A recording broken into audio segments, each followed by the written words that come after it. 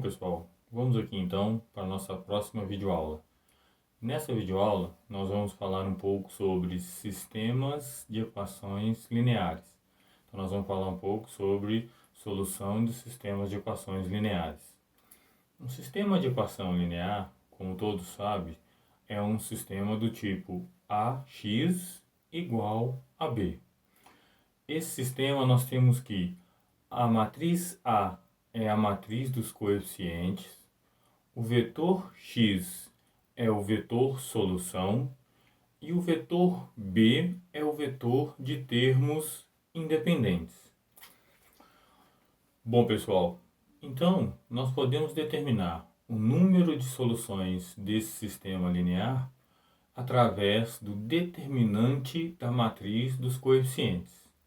Então, se o determinante de A for diferente de zero, implica que eu tenho apenas uma solução para esse sistema linear. Agora, se o determinante de A for igual a zero, isso implica que a gente pode ter infinitas soluções ou nenhuma solução. O que determina se nós temos infinitas soluções ou nenhuma solução? É o escalonamento da matriz A. Então, se eu faço o escalonamento da matriz A junto com o vetor de termos independentes, se o resultado desse escalonamento, uma linha ou uma coluna, for igual a zero, então, e o vetor B eu tiver um dos termos igual a zero, isso implica que o meu sistema vai ter infinitas soluções. Agora, se o escalonamento dessa matriz, o resultado for uma linha igual a zero e todos os termos do vetor de termos independentes ajustado também for diferente de zero, então o resultado disso aí é que esse sistema tem nenhuma soluções. É óbvio que existem questões aí que são mais profundas do que isso que eu estou falando. Isso é uma simplificação, já que essa matéria foi vista em geometria analítica e álgebra linear. Então, eu estou fazendo uma simplificação para a gente resolver esse sistema aqui em análise numérica, tá certo? Mas tem questões aí como vetores linearmente dependentes ou linearmente independentes, várias questões aí. Nós não vamos entrar nesse detalhe. O importante para nós é se o resultado do escalonamento da matriz A sobrou uma linha ou uma coluna igual a zero e o vetor B a gente tem um dos elementos igual a zero, então esse sistema tem infinitas soluções. Se o resultado do escalonamento sobrou uma linha ou coluna igual a zero, todos os termos do vetor B são diferentes de zero, e isso aí tem nenhuma solução. Bom, pessoal, então agora nós vamos falar dos métodos para a solução desse sistema linear. Esses métodos, eles podem ser métodos diretos e métodos indiretos. Os métodos diretos são aqueles que a solução é obtida de forma analítica por um número finito de operações. A gente tem que pensar um pouquinho aí que solução exata, na verdade, quando a gente está falando de computador, principalmente, né, essa solução exata, ela não é necessariamente aquela onde o resíduo é igual a zero. O que é o resíduo? O resíduo, ele é o AX menos o B. Por que esse resíduo não é igual a zero? Então, porque muitas das vezes nós temos erros de arredondamento durante o nosso processo. Nós já conversamos, inclusive, sobre esse tipo de erro. Então, nesses erros de arredondamento, então eles são cumulativos e o resultado disso aí é que essa solução ela não é necessariamente exata. Mas se não houvessem esses erros de arredondamento, essa solução seria exata.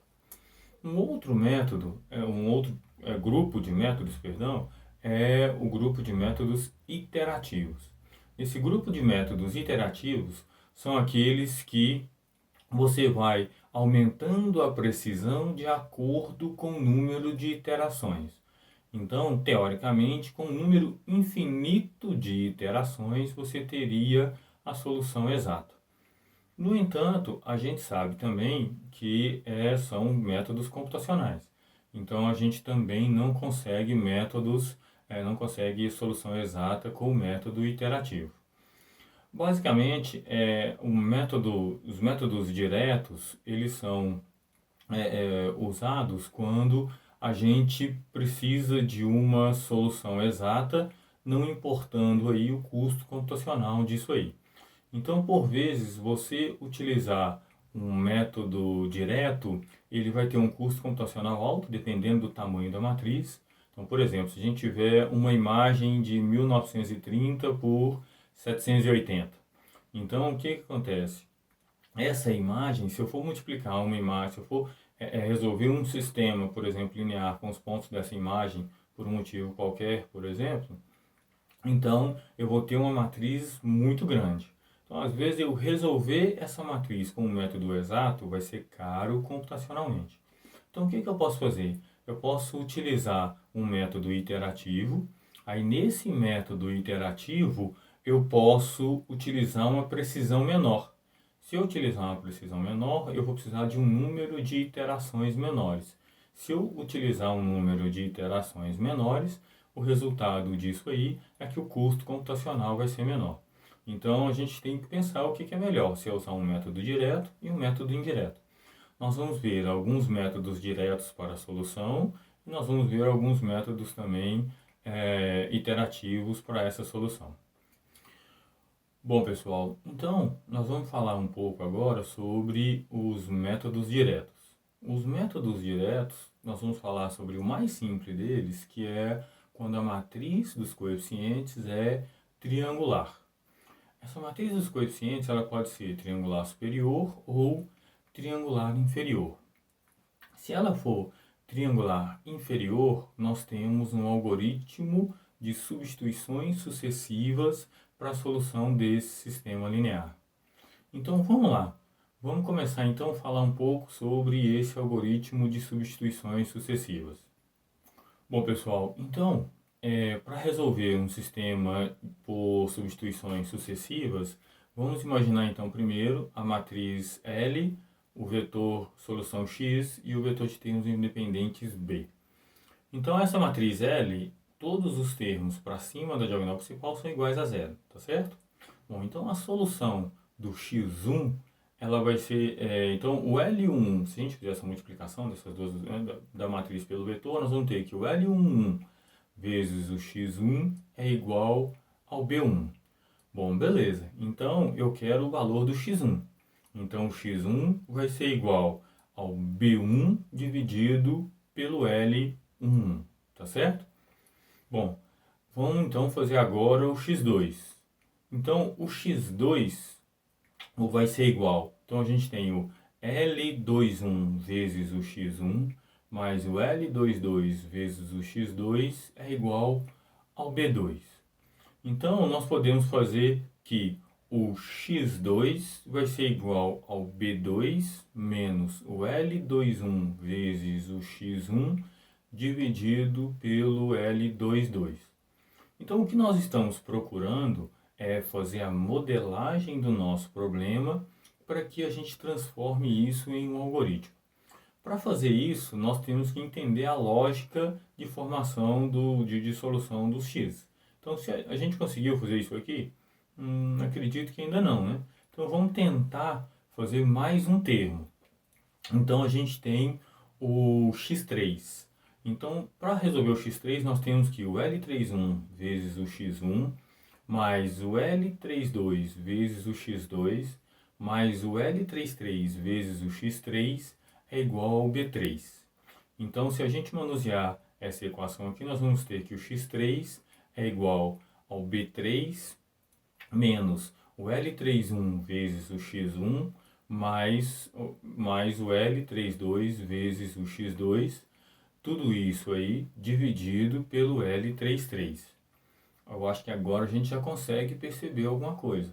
Então, nós temos que o xi né, isso que é o x3, o xi é igual ao bi, né, isso que era o b, quando foi x1 foi b1, quando foi x2 foi b2, agora que é x3 é b3. Então nós temos que o xi é igual a bi dividido pelo L e I, tá certo?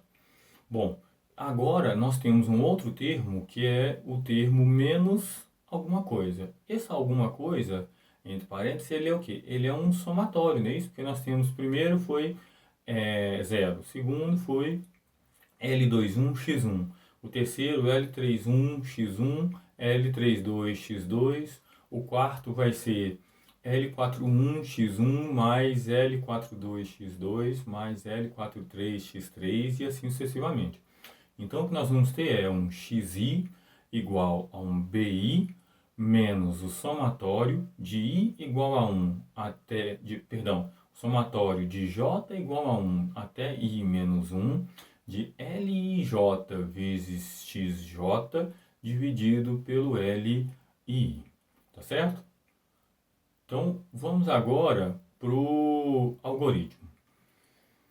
Bom, pessoal, então agora nós vamos ver o algoritmo para resolver um sistema triangular inferior.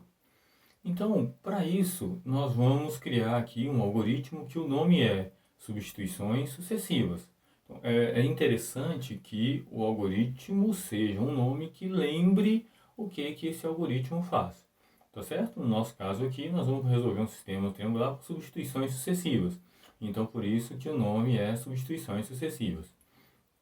Bom, como parâmetro de entrada, nós temos três parâmetros, que são A, que é a matriz dos coeficientes, a gente tem B, que é o vetor de termos independentes, e N, que é a ordem do sistema. Então, se o meu sistema é 3x3, 2x2, inicialmente nós só vamos resolver sistemas quadrados, tá certo?